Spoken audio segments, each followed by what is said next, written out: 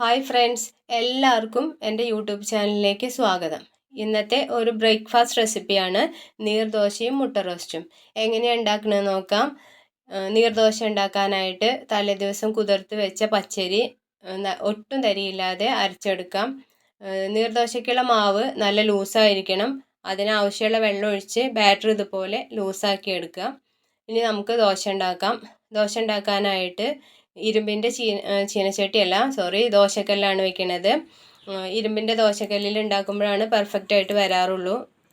സാധാരണ തവ ഒക്കെ വെക്കുമ്പോൾ നോൺ സ്റ്റിക്ക് വെക്കുമ്പോൾ അത്ര നന്നാവാറില്ല എനിക്ക്. അപ്പോൾ അത് വെച്ചിട്ടുണ്ട്, ഇരുമ്പിൻ്റെ ദോശക്കല്ല് വെച്ചിട്ടുണ്ട്. അതിൽ നല്ലെണ്ണ പുരട്ടിയിട്ട് ദോശ ചുട്ടെടുക്കാം.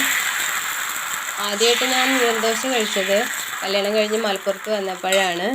എൻ്റെ നാട്ടിൽ ഇത് ഉണ്ടാക്കാറില്ല. എൻ്റെ നാട്ടിലുണ്ടാക്കാത്തതാണോ എൻ്റെ വീട്ടിലുണ്ടാക്കാത്തതാണോ എന്ന് എനിക്കറിയില്ല. എൻ്റെ വീട് തൃശ്ശൂർ കുന്നംകുളമാണ്. അങ്ങനെ നമ്മുടെ ദോശ ആയിട്ടുണ്ട്. പാത്രത്തിലേക്ക് മാറ്റാം. എല്ലാ ദോശയും ഇതുപോലെ ചുട്ടെടുക്കാം. ഇനി നമുക്ക് മുട്ട റോസ്റ്റ് ഉണ്ടാക്കാം. അതിനായിട്ട് ചീനച്ചട്ടി അടുപ്പത്ത് വെച്ച് ആവശ്യത്തിന് വെളിച്ചെണ്ണ ഒഴിക്കുക.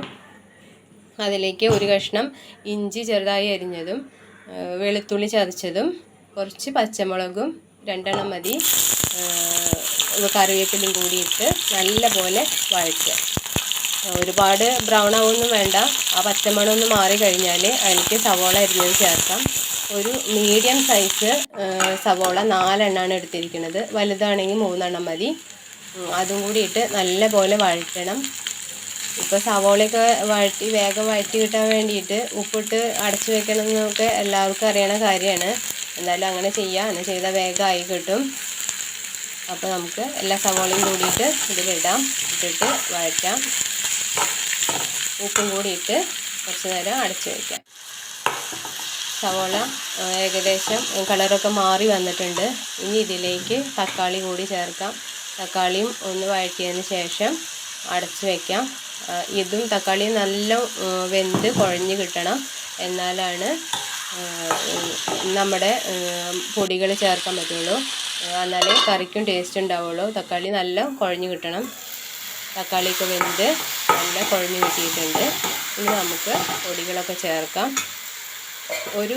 ഒരു ടീസ്പൂണ് ചിക്കൻ മസാല, 1/2 ടീസ്പൂണ് മുളക് പൊടി, 1/2 ടീസ്പൂണ് ഗരം മസാല, 1/2 ടീസ്പൂണ് മഞ്ഞൾപ്പൊടി. ഇത്രയാണ് സാധനങ്ങൾ എടുത്തിട്ടുള്ളത്. എല്ലാ പൊടികളും കൂടി ഇതിൽ ചേർത്തിട്ട് നല്ല പോലെ ഇളക്കുക. പച്ചമണം മാറുന്നത് വരെ ഇളക്കണം.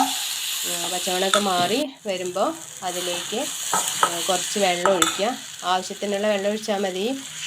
മുട്ട റോസ്റ്റിന് അധികം വെള്ളമാകുമ്പോൾ അത്ര ടേസ്റ്റ് ഉണ്ടാവില്ല. അപ്പോൾ ആവശ്യത്തിനുള്ള വെള്ളം ഒഴിച്ച് ഇളക്കിയതിന് ശേഷം തിള വരുമ്പോൾ നമുക്ക് നമ്മൾ ആദ്യം പുഴുങ്ങി മുറിച്ച് വെച്ച മുട്ട ചേർക്കാം. ഉപ്പൊക്കെ കുറവുണ്ടോ നോക്കിയിട്ട് അതൊക്കെ പാകത്തിന് ചേർക്കുക. എന്നിട്ട് വേണം മുട്ട റോസ്റ്റിന് ഉള്ള മുട്ട ഇടാൻ. അല്ലെങ്കിൽ മുട്ടയൊക്കെ പൊട്ടിയാകെ ഇതായി പോവും. അപ്പോൾ അതുകൊണ്ട് എല്ലാം പെർഫെക്റ്റ് ആയതിന് ശേഷം മുട്ടയിട്ട് ഒന്ന് ഇളക്കി അടച്ച് വെച്ച് ഒരു 5 മിനിറ്റ് വെച്ചാൽ മതി. അപ്പോഴേക്കും എണ്ണയൊക്കെ തെളിഞ്ഞ് കറി പെർഫെക്റ്റ് ആവും. നല്ല ടേസ്റ്റുള്ള കറിയാണ്. എല്ലാവരും ഉണ്ടാക്കി നോക്കണം. ഫീഡ്ബാക്സൊക്കെ അറിയിക്കണം. വീഡിയോ കാണുന്നവർ സബ്സ്ക്രൈബ് ചെയ്യണം, സപ്പോർട്ട് ചെയ്യണം. നിങ്ങൾ സപ്പോർട്ട് ചെയ്യുമ്പോഴാണ് നമുക്ക് സന്തോഷം. കമൻറ്റ്സ് പറയുമ്പോഴൊക്കെയാണ് ഒരു സന്തോഷം. അപ്പോൾ എല്ലാവരും ഈ റെസിപ്പി ട്രൈ ചെയ്ത് നോക്കണം. Thanks for watching. Thank you.